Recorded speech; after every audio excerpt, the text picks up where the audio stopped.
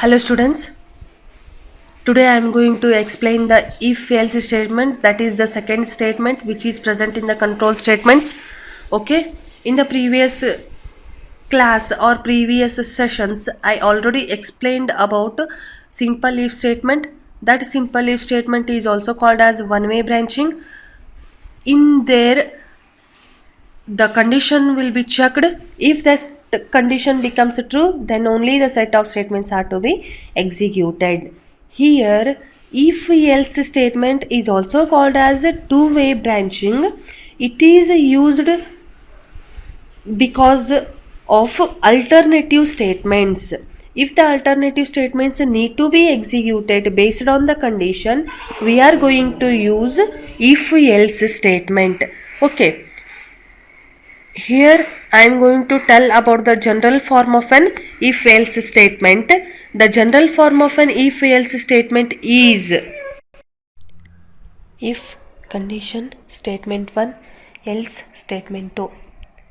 Here we can write the condition in the brackets and if first letter, if within the bracket condition, check for that condition whether the condition becomes true or not. If the condition becomes true, statement 1 is executed, else statement 2 is executed. If the given condition becomes false, it will come to the else part. Whichever statements are there in the else part, those statements are to be executed. If condition becomes true, statement 1 is executed. If condition becomes false, it will come to the else part. The statements which are present in the else part, those statements are to be executed. So we are called, this is as a two-way branching. The flowchart is like this. Okay, is condition becomes true, statement 1 is executed. Is condition becomes false, statement 2 is executed. ಇಲ್ಲಿ ನೋಡ್ರಿ, general form ಹೇಗೆ ಹೇಳಬೇಕು ಅಂತಂದರೆ, if F ಅನ್ನು small ಲೆಟರ್ನಲ್ಲೇ ಬರೀಬೇಕು, ಆಮೇಲೆ ಕಂಡೀಷನನ್ನು ಬ್ರ್ಯಾಕೆಟ್ನಲ್ಲಿ ಹಾಕಬೇಕು, ಕಂಡೀಷನನ್ನು check ಮಾಡಬೇಕು. ಗಿವನ್ ಕಂಡೀಷನ್ ನನಗೆ ಟ್ರೂ ಆಯಿತು ಅಂತಂದಾಗ immediate statement, that is statement 1 execute ಆಗಬೇಕು. ಕಂಡೀಷನ್ ಫಾಲ್ಸ್ ಆಯಿತು ಅಂತಂದರೆ ಕರ್ಸರ್ ನನಗೆ ಎಲ್ಲಿಗೆ ಮೂಮೆಂಟ್ ಆಗಬೇಕು, ಎಲ್ಸ್ ಪಾರ್ಟಿಗೆ ಮೂಮೆಂಟ್ ಆಗಬೇಕು. ಎಲ್ಸ್ ಪಾರ್ಟ್ನಲ್ಲಿರ್ತಕ್ಕಂಥ ಸ್ಟೇಟ್ಮೆಂಟ್ಸ್ ಎಲ್ಲನೂ ಎಕ್ಸಿಕ್ಯೂಟ್ ಆಗಬೇಕು. ಎಲ್ಸ್ ಪಾರ್ಟ್ನಲ್ಲಿ ನನಗೆ ಸ್ಟೇಟ್ಮೆಂಟ್ ಒಂದೇ ಒಂದಿದೆ, ಅದು ಯಾವುದು ಅಂತಂದರೆ statement. That statement is executed. ಈಗ ಸ್ಟೇಟ್ಮೆಂಟು ಎಕ್ಸಿಕ್ಯೂಟ್ ಆಗುತ್ತೆ. ಅದೇ ನನಗೆ ಯಾವ ರೀತಿ ಫ್ಲೋ ಆಗುತ್ತೆ ಅನ್ನೋದನ್ನು ನಾನಿಲ್ಲಿ ಫ್ಲೋ ಚಾರ್ಟ್ನಲ್ಲಿ ತೋರಿಸಿದ್ದೀನಿ. ಹೌದಾ, ಫ್ಲೋ ಚಾರ್ಟ್ನಲ್ಲಿ ಕಂಡೀಷನನ್ನು ಹೇಗೆ ರಿಪ್ರೆಸೆಂಟ್ ಮಾಡ್ತೀವಿ, ರೋಂಬಸ್ ಸಿಂಬಾಲ್ನಲ್ಲಿ ರಿಪ್ರೆಸೆಂಟ್ ಮಾಡ್ತೀವಿ. ಹೌದಾ, ಆಮೇಲೆ ಸ್ಟೇಟ್ಮೆಂಟ್ಸನ್ನು ಹೇಗೆ ರಿಪ್ರೆಸೆಂಟ್ ಮಾಡ್ತೀವಿ, ರೆಕ್ಟ್ಯಾಂಗಲ್ನಲ್ಲಿ ರಿಪ್ರೆಸೆಂಟ್ ಮಾಡ್ತೀವಿ. ಈಸ್ ಕಂಡೀಷನ್ ಬಿಕಮ್ಸ್ ಟ್ರೂ, ಅದು ಕಂಡೀಷನ್ ಟ್ರೂ ಆಯಿತು ಅಂತಂದರೆ ನನಗೆ ಕರ್ಸರ್ ಫ್ಲೋ ಎಲ್ಲಿಗೆ ಮೂಮೆಂಟ್ ಆಗಬೇಕು, ಸ್ಟೇಟ್ಮೆಂಟ್ 1ಗೆ ಮೂಮೆಂಟ್ ಆಗಬೇಕು, ಅಂದರೆ ಸ್ಟೇಟ್ಮೆಂಟ್ 1 ಎಕ್ಸಿಕ್ಯೂಟ್ ಆಗಬೇಕು. ಕಂಡೀಷನ್ ಫಾಲ್ಸ್ ಆಯಿತು ಅಂತಂದರೆ ಸ್ಟೇಟ್ಮೆಂಟ್ 2 ಏನಾಗಬೇಕು, ಎಕ್ಸಿಕ್ಯೂಟ್ ಆಗಬೇಕು. ಹೌದಾ, ಇದು if else statement. If else statement is also called as two way branching. It is used whether there are alternative statements need to be executed or not. If the alternative statements are to be executed based on the condition, we are using if else statement. If the condition becomes true, statement 1 is executed, otherwise statement 2 is executed. Right, now I want to explain some programs regarding the if else condition. Okay, this is the program to determine whether the shape is square or rectangle. Here I am going to use 3 header files. One is IOStream, another one is Conio, another one is IOManip. IOStream means input output header file. Conio means console input output header file. IOManip means input output manipulators header file. Okay, Conio header file contains CLR, SCR and getch. IOStream header file contains cout and cin. IOManip contains endl and setw. Okay, next the execution starts from the main method and all the set of statements are enclosed within the pair of curly braces, that is also called as block. right? Int breadth comma height. Here I am going to took two variables, breadth as well as height, in the data type integer. Next CLR ACR is going to clear the screen. Next cout within the double quotation, one line is here, that is the enter value of breadth and height colon, and this statement is ended with semicolon. It is printed as it is in the output screen because which is present in the double quotation in cout statement. Okay, here the output is here, that is the run, enter value of breadth and height, it is same as it is, right? Seen breadth and height, we are going to give the value for breadth as well as value for height, right? Here I am going to take the value for breadth as a 5 and height for a 5 same values I took here. Check for this condition. If breadth is equal to height, 5 is equal to height, yes, this condition becomes true. If this condition becomes true, execute the next immediate statement, that is cout, it is a square, right? It is a square which is present in the double quotation, so it is printed as it is in the output screen. That statement is ended with semicolon. Next else part is not going to be executed because condition becomes true. If the condition becomes false, then only the else part statement is to be executed, right? Next is get ch, end of the program, then closing brace. Again I am going to take another example for the same program, that is breadth value is 5, height value is 10. Okay, second run, enter the value of breadth and height. Okay, that is the output line that is going to be printed as it is in the output screen, 5 and 10. Check for the condition here. If 5 is equal to 10, no, 5 is not equal to 10, so this condition becomes false. If this condition becomes false, it will come to the else part. Only one statement is here in the else part, that statement is going to be executed here, that is it is a rectangle. In the square all the sides are same, but in the rectangle two sides are same but not the 4 sides, right? So 5 10 is not a square, it is a rectangle. Here if the condition becomes true, statement 1 is not, if the condition becomes true, statement 1 is executed. If the condition becomes a false, statement 2 is executed. ಇಲ್ಲಿ ನೋಡಿ, ಈ ಪ್ರೋಗ್ರಾಮ್ನಲ್ಲಿ ನಾನು ಹೇಳ್ತಿರ್ತಕ್ಕಂಥ concept ಏನು ಅಂತಂದರೆ, ಶೇಪನ್ನು ತೊಗೊಂಡಿರ್ತೀವಿ, ಒಂದು shape, ಹೌದಾ? Shapes ಎಷ್ಟಿದ್ದಾವೆ ನಿಮಗೆ? ಇದ್ದಾವೆ. ಟ್ರಯಾಂಗಲ್ ಇದೆ, ರೆಕ್ಟ್ಯಾಂಗಲ್ ಇದೆ, ಸ್ಕ್ವೇರ್ ಇದೆ, ಓವಲ್ ಇದೆ, ಸರ್ಕಲ್ ಇದೆ, ಹೌದಾ? ನಾನಿಲ್ಲಿ ತೊಗೊಂಡಿರೋದು, ನಾನು ಕೊಟ್ಟಿರ್ತಕ್ಕಂಥ ಶೇಪ್ ಸ್ಕ್ವೇರ್ ಅಥವಾ ರೆಕ್ಟ್ಯಾಂಗಲ್ ಅಂಥೇಳಿ ಚೆಕ್ ಮಾಡಬೇಕು. ಸ್ಕ್ವೇರ್ ಅಂಥೇಳಿ ಹೇಗೆ ಚೆಕ್ ಮಾಡ್ತೀವಿ? ಸ್ಕ್ವೇರ್ನಲ್ಲಿ 4 ಸೈಡ್ಸ್ ಇರ್ತವೆ, ಎಲ್ಲ ಸೈಡ್ಸನ್ನು ಈಕ್ವಲ್ ಆಗಿರಬೇಕು, ಅಂದರೆ all the 4 sides are to be equal, ಹೌದಾ?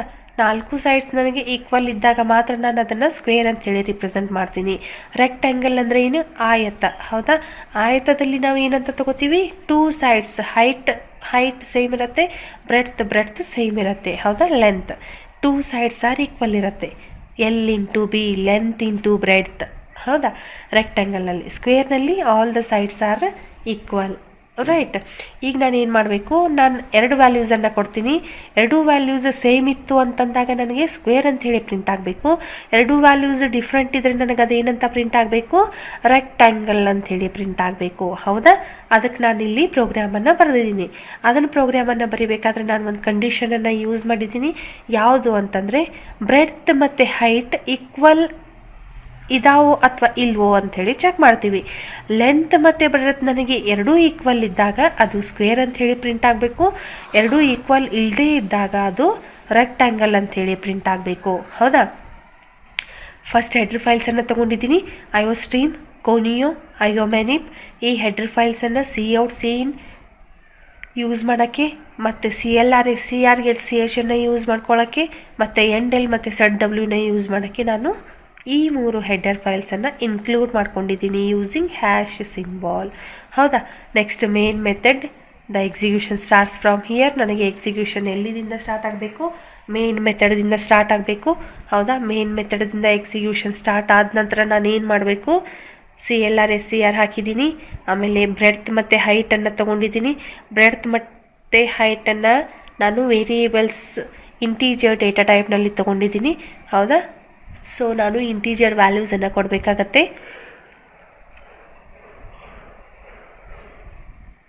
ನೆಕ್ಸ್ಟ್ Coutನಲ್ಲಿ ಡಬಲ್ ಕೊಟೇಷನ್ನಲ್ಲಿ ನಾನು ಒಂದು ಲೈನನ್ನು ಬರೆದಿದ್ದೀನಿ, ಎಂಟರ್ ವ್ಯಾಲ್ಯೂ ಆಫ್ ಬ್ರೆಡ್ತ್ ಮತ್ತು ಹೈಟ್ ಕೂಲನ್ ಅಂಥೇಳಿ. ಅದು ನನಗೆ ಔಟ್ಪುಟ್ನಲ್ಲಿ ಆ್ಯಸ್ ಇಟ್ ಈಸ್ ಪ್ರಿಂಟ್ ಆಗುತ್ತೆ. ಆಮೇಲೆ ಬ್ರೆಡ್ತನ್ನು ರೀಡ್ ಮಾಡ್ತಿದ್ದೀನಿ, ಹೈಟನ್ನು ರೀಡ್ ಮಾಡ್ತಿದ್ದೀನಿ. ಫಸ್ಟ್ ಇನ್ಪುಟ್ನಲ್ಲಿ ಬ್ರೆಡ್ತ್ ಮತ್ತು ಹೈಟ್ ವ್ಯಾಲ್ಯೂಸ್ ಎರಡನ್ನೂ ಸೇಮ್ ತೊಗೊಂಡಿದ್ದೀನಿ, ಅಂದರೆ 5 ಮತ್ತು 5. ಇಫ್ 5 ಈಸ್ ಈಕ್ವಲ್ ಟು 5 ಅಂತೇಳಿ ಚೆಕ್ ಮಾಡ್ತೀವಿ. ಆ ಕಂಡೀಷನ್ ಟ್ರೂ ಆಗುತ್ತೆ.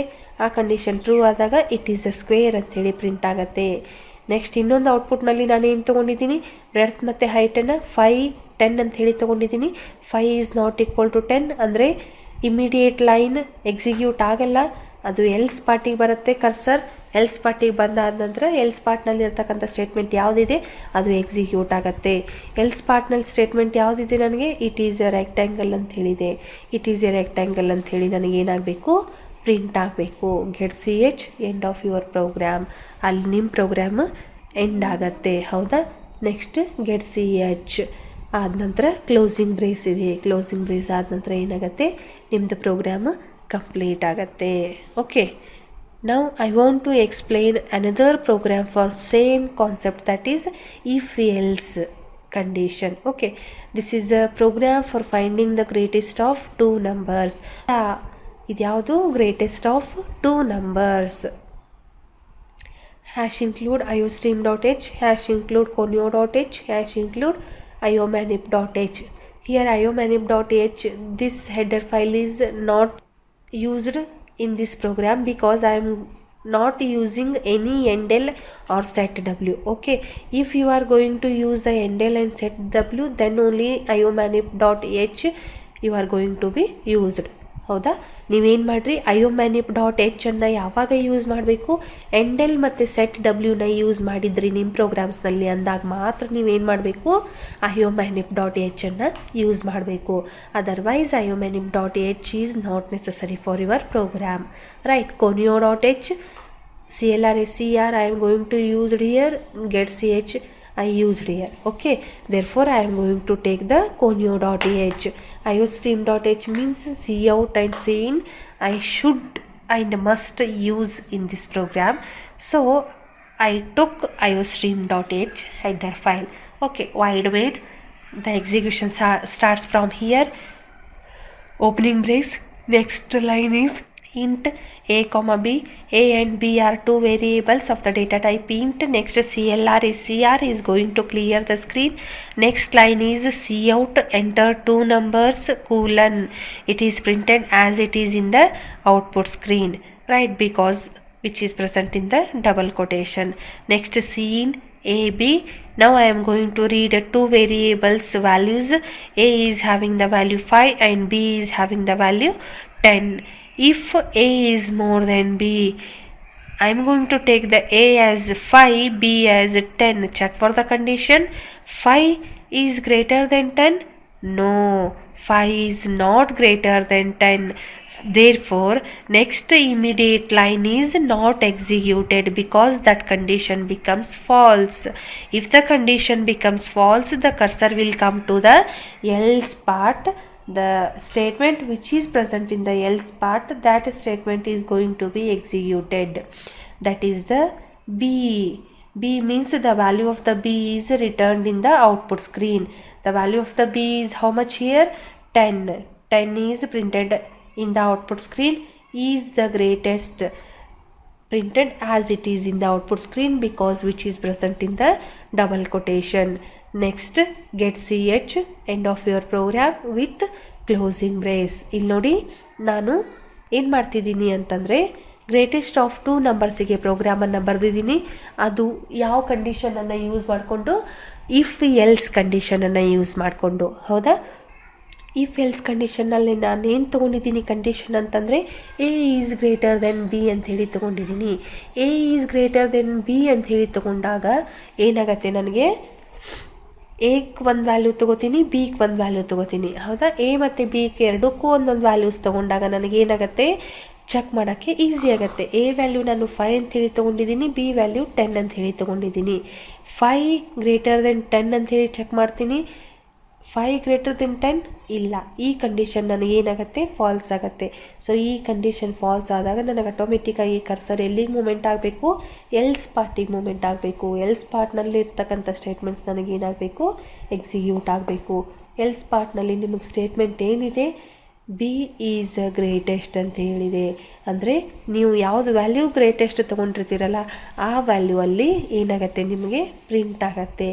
ಬಿ ಅನ್ನೋದು ವೇರಿಯೇಬಲ್ ನೇಮ್. ಹೌದಾ, ಬಿ ಅನ್ನೋದು ವೇರಿಯೇಬಲ್ ನೇಮನ್ನು ನಾನು ಡಬಲ್ ಕೊಟೇಷನ್ನಲ್ಲಿ ಬರೆದಿಲ್ಲ. ಡಬಲ್ ಕೋಟ್ಸ್ನಲ್ಲಿ ಇರದೇ ಇರ್ತಕ್ಕಂಥ ವೇರಿಯೇಬಲ್ಲಿಗೆ ನನಗೇನಾಗಬೇಕು, ವ್ಯಾಲ್ಯೂ ಪ್ರಿಂಟ್ ಆಗಬೇಕು ಔಟ್ಪುಟ್ ಸ್ಕ್ರೀನ್ನಲ್ಲಿ. ಹೌದಾ, ಅದೇ ರೀತಿ ನನಗೇನಾಗಿದೆ, ವ್ಯಾಲ್ಯೂ ಪ್ರಿಂಟ್ ಆಗಿದೆ. ಬಟ್ ಇಲ್ಲಿ ಏನಾಗಿದೆ, ನನಗೆ ಈಸ್ ದ ಗ್ರೇಟೆಸ್ಟ್ ಇದ್ದಲ್ಲಿ ಅದು ಡಬಲ್ ಕೊಟೇಷನ್ನಲ್ಲಿರೋದ್ರಿಂದ ಆ್ಯಸ್ ಇಟ್ ಈಸ್ ಪ್ರಿಂಟ್ ಆಗಿದೆ. ಅಂದರೆ 10 ಈಸ್ ದ ಗ್ರೇಟೆಸ್ಟ್ ಅಂಥೇಳಿ ಪ್ರಿಂಟ್ ಆಗಿದೆ. This is the program to find the greatest of 2 numbers using if else statement. Right, ಈಗ ನಾನು ನಿಮಗೆ ಯಾವುದು ಕಾನ್ಸೆಪ್ಟ್ಸನ್ನು ಎಕ್ಸ್ಪ್ಲೈನ್ ಮಾಡಿದೆ, ಒಂದು ಸಿಂಪಲ್ ಇಫನ್ನು ಎಕ್ಸ್ಪ್ಲೈನ್ ಮಾಡಿದೆ, ಒಂದು ಇಫ್ ಎಲ್ಸನ್ನು ಎಕ್ಸ್ಪ್ಲೈನ್ ಮಾಡಿದೆ. ಸಿಂಪಲ್ ಇಫ್ ಅಂತಂದರೆ ಏನು, it is a 1 way branching.